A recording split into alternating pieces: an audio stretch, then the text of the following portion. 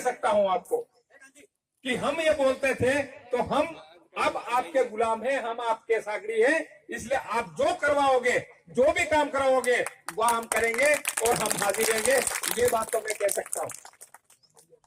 और क्योंकि अब हमको जब ये पार्टी वाले जिनका गुलाम होता है तो वो जहां बैठाते हैं, जो बोलवाते हैं वो बोलते हैं, और मैं आपका गुलाम था, आपका था, इसलिए मैंने विधानसभा में भी बात यही उठाई, आपकी ताकत से उठाई मैंने। नहीं तो मैं किसी पार्टी में होता तो जो पार्टी कहती वैसे करता, लेकिन हमने आपके बीच में पहले बोला था कि हमने 5वीं अनुसूची सुप्रीम कोर्ट के जजमेंट, इसलिए हम आपसे मिले उसके पहले हमने विधानसभा में ठोक पीट के कह दिया कि हमारे यहाँ 5वीं अनुसूची लागू होनी चाहिए, हमारे यहाँ सुप्रीम कोर्ट के जजमेंट लागू होना चाहिए, हमारा सारा काम होना चाहिए। मुझे रोकने वाला कोई नहीं था, क्योंकि आपने मेरे को अधिकार दिया था, इसलिए मैंने पूरी ताकत के साथ में रखा वहां पे। और आज भी ये कह रहा हूं कि आप जो भी आप, क्योंकि हमको रोकने वाला कोई नहीं है, लेकिन आप यूं कहोगे आप हमको रोकने वाला दूसरा कोई नहीं है, लेकिन आप रोकने वाले हैं, इसलिए आप यदि यूं कहोगे कि ये नहीं बोलना है, ये काम नहीं करना है,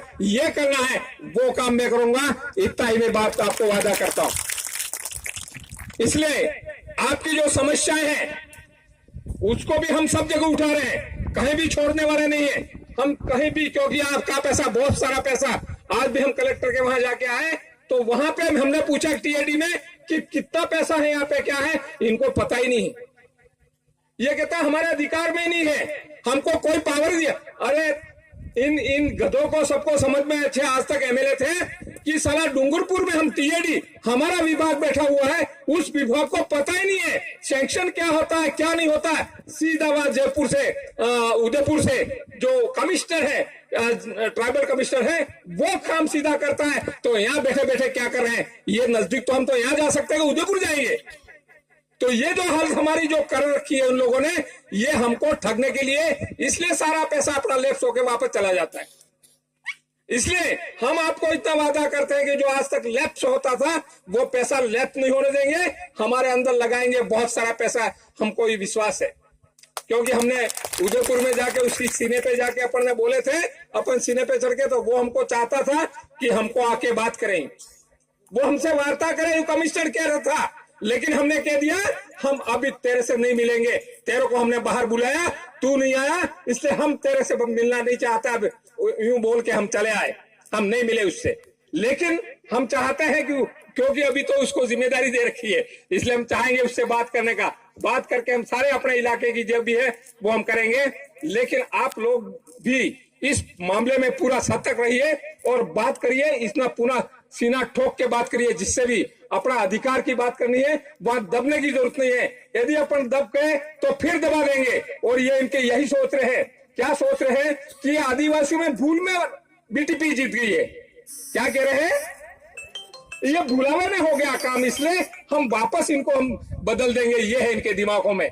इसलिए इनके दिमाग में है, इस पत्र को और कर दीजिए कि हमको 58,000 वोट मिले या जितना मिला है, लेकिन अब जो लोकसभा में चुनाव आ रहा है वो ये सागवाड़ा में ये होना चाहिए कि यहाँ 1 लाख बीटीपी वोट ले गई है, ये आप करके देखिए, तब ये जीत है, रामप्रसाद की जीत है, वो और मजबूत हो जाएगी। और ये समझे ये भुलावे में नहीं होता, ये तो आदिवासियों ने और ये जो दबा पिछला समाज है, एससी एसटी माइनॉरिटी, इन लोगों ने सोच समझ के किया है, ये उनके दिमाग में जाना चाहिए। इसलिए मैं आप सबसे वादा करता हूं, सबसे कहना चाहता हूं कि ये जो बदला आ रहा है वो बदला दिल्ली में आदमी एमपी भेजने के लिए, इसमें आपको करके दिखाना है। क्या करके दिखाना है कि हम जितना वोट लिया उससे दुगना वोट हमारे पास आना चाहिए। ये आप करको दिखाओगे तो निश्चित रूप से आपकी वाहवाही हो जाएगी, कहेंगे भुलावे में नहीं।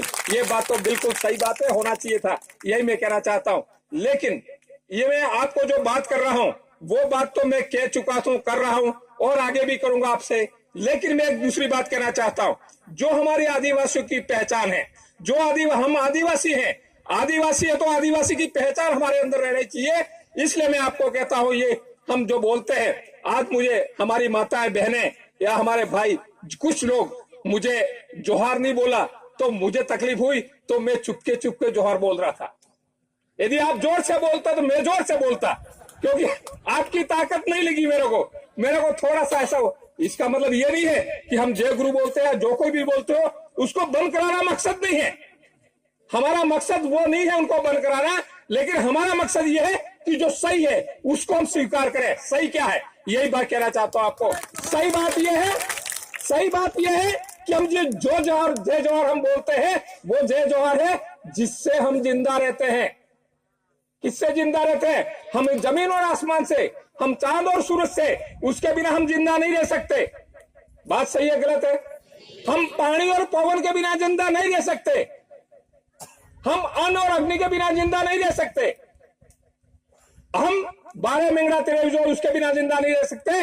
ये झाड़ बीड़ है उसके बिना हम जिंदा नहीं रह सकते। तो जिंदा जिसके बिना हम नहीं रह सकते हैं उसका नाम कभी लेते ही नहीं है। इसलिए कुदरत नाराज है अपने से।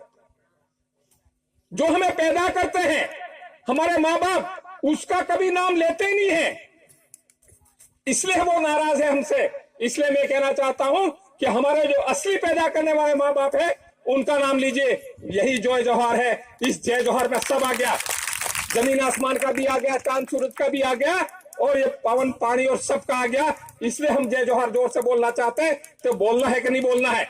क्योंकि हम जीत तो गए हैं, लेकिन हम जीत जाएंगे तब जीतेंगे जब गैर आदिवासी या दूसरे लोग जो ऊंचे बैठे हुए हैं, ऊपर चढ़े हुए हैं, वो सुनेंगे जय जवाहर, तो यूं सुनेंगे तो सारा बदल गया मामला ही, तब जाके वो नीचे पड़ेंगे। और हम चाहते हैं, गुरु गोविंद ने बोला था कि जो नीचे पड़ा हुआ आदमी है, नीचे है जो चाहे किसी भी समाज का हो, नीचे पड़ा हुआ उसको ऊंचा करना है, और ऊंचे वाले जो बैठे हुए हैं उसको नीचे नहीं गिराओ तो नहीं गिराओ, लेकिन है वही रहने दो उनको और ऊपर मत उठाओ, नहीं तो हमेशा के लिए चले जाएंगे। इसलिए मैं आपको कहना चाहता हूं कि हमारा जो मकसद है वो मकसद को कामयाब करने के लिए हमारे जो, और ये जो हम कह रहे हैं नाम, ये नाम जो आपको बताया वो जिंदा है, मरे हुए नहीं है।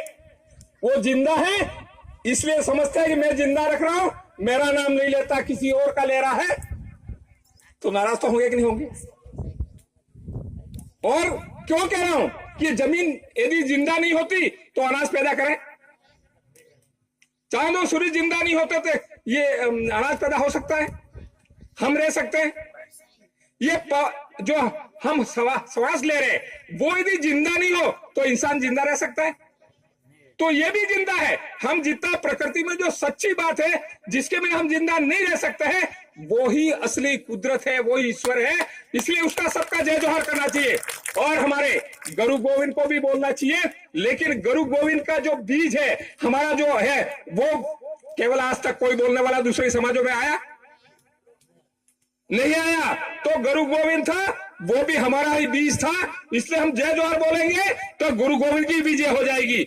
इसलिए मैं कहना चाहता हूं आपको, कई चिंता की जरूरत नहीं है। आप इस चीज को बदल दीजिए। क्यों बदलना है? एक ही बात समझ लीजिए, दूसरा कुछ नहीं। जय गुरु बोलता हूं, मैं बोलता हूं, सामने वाला बोलता है, और हमारे गुरु को इतनी लगती है। लेकिन हमको जो प्रकृति हमको जिंदा रखने वाली है उसका नाम कभी नहीं आता है। तो ये अपन जो नाम हमारा सबका एक साथ नमन हो जाए, हमारे गुरु का भी हो जाए, माता पिता का भी हो जाए, हमारी प्रकृति का हो जाए, चांद सूरज का हो जाए, सबका हो जाए, ऐसा जय जोहर बोलना चाहिए कि नहीं बोलना चाहिए? बोलना चाहिए। सब बोलोगे? तो ये आप लोगों से ये निवेदन इसलिए कर रहा हूं, छोटे छोटे बच्चे हो, क्योंकि हम जहां निकलते हैं गाड़ी देख के कहते हैं जय जोहर, बच्चे छोटे। लेकिन यह हमारी गलती भी है। हम आपके बीच में बहुत कम आए, और आए वो भी वोट के लिए आए। तो हम आपके बीच में हम लगातार आएंगे, हम ये बात नहीं कह रहे हैं, लेकिन ये हमारी गलती है। लेकिन हम आपको कहना चाहते हैं कि हमारी जो पहचान है, हम जो मेहनत करने वाले लोग हैं, इस प्रकृति से हमारा बहुत रिश्ता पुराना है। इस जमीन यदि हमारे पास नहीं रहेगी तो हम आदिवासी नहीं रहेंगे। इसलिए ये जो सरकार की नीति है, सरकार की क्या नीति है कि इन लोगों के पास से ज्यादा जमीन खिसक जाए। जमीन नहीं रहे तो ठिकाना भी ना हो जाएगा, श्रमिक हो जाएगा। अभी भी आपको श्रमिक कार्ड दे रहे हैं, दे रहे कि नहीं दे रहे? अरे भाई, हम तो इस देश के मालिक हैं, और तुमको हम मजदूर कहां बना रहे हो तुम हमको? लेकिन हम बड़े साठ से ले रहे हैं, क्योंकि उसके पीछे उन्होंने अंदर लाभ डाल दिया है कि तुमको ये मिलेगा, तुमको ये मिलेगा, तुमको ये मिलेगा। इसलिए हम भी उस श्रमिक कार्ड के पीछे पड़ गए हैं। लेकिन साथियों, मैं आपको कहना चाहता हूं कि मजदूर का कोई ठिकाना होता है? मालिक क्यों कहते हैं? तो कहीं न कहीं ठिकाना होता है, कोई घर होता है, कोई जमीन होती है, तभी मालिक होता है। और जो मजदूर होता है वो आज गुजरात में, कल मध्य प्रदेश में, कहीं कहाँ, इसलिए मजदूर का ठिकाना नहीं होता है। इसलिए आप लीजिए, श्रमिक कार्ड भी लीजिए, लाभ भी लीजिए, लेकिन कहिए हम तो मालिक है, कोई बात नहीं है, हम श्रमिक मजदूरी करेंगे क्योंकि आज हमारी हालत ऐसी है, इसलिए करेंगे, लेकिन हम असली मालिक हैं और हम मालिक पड़ा बताएंगे। इसलिए आप लोग, आप सबसे निवेदन है मेरा, क्योंकि टाइम भी कम है, हम लेट भी आए, इसलिए आपसे ज्यादा बात नहीं हो सकती है, लेकिन आप लोग ये जो भी समस्या है, हमने पहली बात ही उठाया था। ये आप जो पानी वाले कह रहे हो, बहुत बढ़िया कुएं का नाम बताया आपने, बहुत जल्दी जितना संभव करेंगे। लेकिन हमने हर रेवेन्यू विलेज, जो भी रेवेन्यू विलेज है, उसमें फिल्टर प्लांट लगा के स्वच्छ पानी पिलाने के लिए हमने तय कर दिया है और बात भी हो गई है। और हमने विधानसभा में भी उठाया ही, और विधानसभा में जब उठाया तो आपको मालूम होगा मुख्यमंत्री को घोषणा करनी पड़ी कि पानी के लिए व्यवस्था करेंगे। डूंगरपुर जिले में बांसवाड़ा में आदिवासी बेल्ट है उसमें, और यहाँ पे सोलर प्लांट से, सोलर ऊर्जा से हमारी सिंचाई की सुविधा भी होगी, ये बात उन्होंने घोषणा कर दी। इसलिए जहां जहां भी ऐसे इलाके हैं जहां नहर नहीं पहुंच सकती है, उस इलाकों में कम से कम आप लोग हमको ऐसी कौन सी जगह जहां पानी है और सिंचाई के भी सोलर ऊर्जा से हो सकता है और अपना पीने का भी स्वच्छ पानी की व्यवस्था हो सकती है। इसलिए हम आपको ज्यादा बात नहीं करके फिर मिलेंगे, बात करेंगे, और इतनी बात करके मैं खत्म करता हूँ। जय जोहार, जय आदिवासी। और फिर अंत में मैं आप सबका बहुत बहुत आभारी कि मुझे आपने वो ताकत प्रदान की जो आपने जयपुर तक भेजा। और अंत में आपको ये कहना चाहता हूँ कि एक दो आदमी, क्योंकि हमारे मेंबर साहब ने बोल दिया है कि 2 आदमी भेजना है, तो निश्चित रूप से उदयपुर की और ये डूंगरपुर बांसवाड़ा की सीट अपन लोकसभा में भेजेंगे। और हमारा भील प्रदेश का जो सपना है, वो हमारे पूर्वजों का सपना है, वो हम निश्चित रूप से साकार करेंगे। क्योंकि आपने देखा होगा कि ये चुनाव से पहले हमको टेंट लाइन लगाने देते थे, मालूम है, हमको इकट्ठा नहीं होने देते थे, ये भी मालूम है। और क्या कहते थे, ये जातिवाद करते हैं, ये सामाजिक समरसता बिगाड़ते हैं, और क्या करते हैं, नक्सलवादी है यू। अरे वो कहने वाला कहां छुप गए? वही दिन है, केवल 2 महीने निकले, इतना ही तो हुआ है, हुआ कि नहीं हुआ? 2 महीने हुआ ना, तो 2 महीने में तुम्हारी नक्सलवादी वाली बात, सामाजिक समरसता वाली और जाति वाली बात कहां चली गई? आज रोको ना। आज विधानसभा में तुम्हारे सामने छाती ठोक के बोल गए, वहां रोकते थे तुम। इसका मतलब वो हमको गलत रोक रहे थे। आदिवासियों को उनको डर पैदा हो गया था, ये संगठित हो गए, ये अपने अधिकार और जो हक की बात है वो पहचान गए, तो ये हमको, हमारा क्या होगा यूं? अरे तुम्हारा क्या होगा, तुम भी मेहनत करो, खाओ मौज रहो, हमको कोई एतराज नहीं है, लेकिन फिर भी तुम यदि हमको लूट के खाओगे, हमारे साथ ठगी करोगे, बेईमानी करोगे, तो तुमको तकलीफ होगी। यही बात करके मैं अपनी बात खत्म करता हूं। और अंत में सारे समाज, एसटी, एससी, माइनॉरिटी, और जो नहीं सुन रहे हो वहां तक भी जाए हमारी। और हम चाहते हैं ओबीसी और जितने लोग गरीब हैं, मेहनत करके खाने वाले लोग हैं, उनके तो पक्ष में खड़े हैं, लेकिन जो ऊपर जो चढ़ गए हैं उन लोगों को हम वहीं रोकना चाहते हैं। इसमें आप सबका सहयोग चाहिए। यही बात करके मेरी बात खत्म। जय जवान, धन्यवाद।